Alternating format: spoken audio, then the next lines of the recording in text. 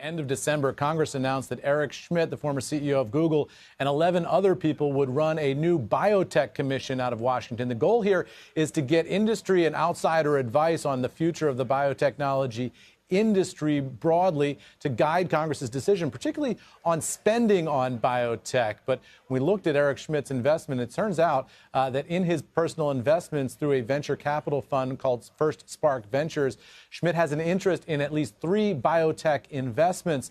We contacted Schmidt's team about that, and after some back and forth, a person familiar with Eric Schmidt's thinking tells me that Schmidt will now donate the profits from those investments to charity. Not clear which charity he's going to choose when those profits do materialize, but the profits that Schmidt makes from First Spark Ventures, he says he is now going to donate to charity. All of that, the person says, is designed to demonstrate that when Schmidt joins these boards and these commissions in Washington, D.C., he's doing it for all the right reasons.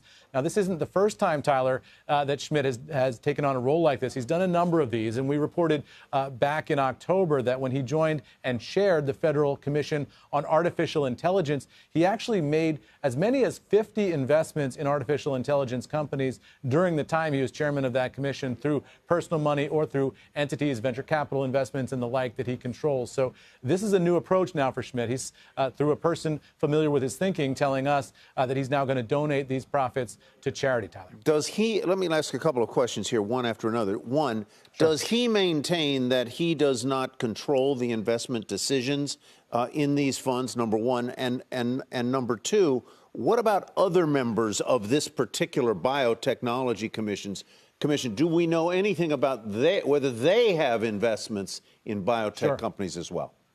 Sure. Well, the chairman, who's going to be the person who's going to be the chairman of this commission, is the CEO currently of a biotech company in Boston. That company tells me that he will remain as the CEO of the biotech company while he's advising the federal government on biotech policy, and that he's simply doing the commission role in his personal capacity, but his involvement with his company is not expected to change. As far as Schmidt goes, yeah, there is this issue of investing through a venture capital firm. A person familiar with Schmidt's thinking told us that he does not direct those investments. He didn't decide which particular biotechnology companies that venture capital firm would invest in.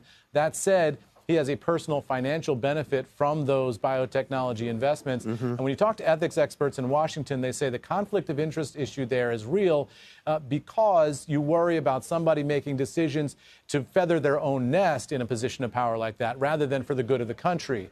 And so when you talk about conflicts of interest, ethics experts would like to see, and some of the ones that we quoted in our story on CNBC.com, would like to see further divestment, further disclosure, and all that related to these kinds of outside commissions. Eamon, if that's the case, why would they let the CEO of a biotech company keep his job while serving on this chair it while serving on this committee? What is the purpose of this committee? Is the committee to say we want the best and brightest biotech minds, for instance, to tackle something like, I don't know, or is the purpose of the committee to set rules that might favor one part of the biotechnology landscape over another? It's odd that they would let a sitting CEO be the chair of this committee.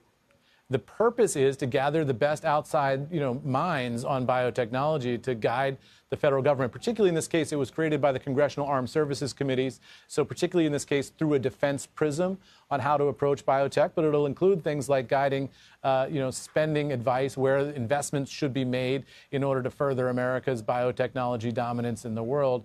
And so the tension is you want to get access to those best and brightest minds in the private sector, but you don't want to create a conflict of interest. So how do you do that? The ethics expert, Walter Schaub, who we talked to for this story, which is online now, said that they've just simply missed the bar here in terms of the ethics standards of conflict of interest here.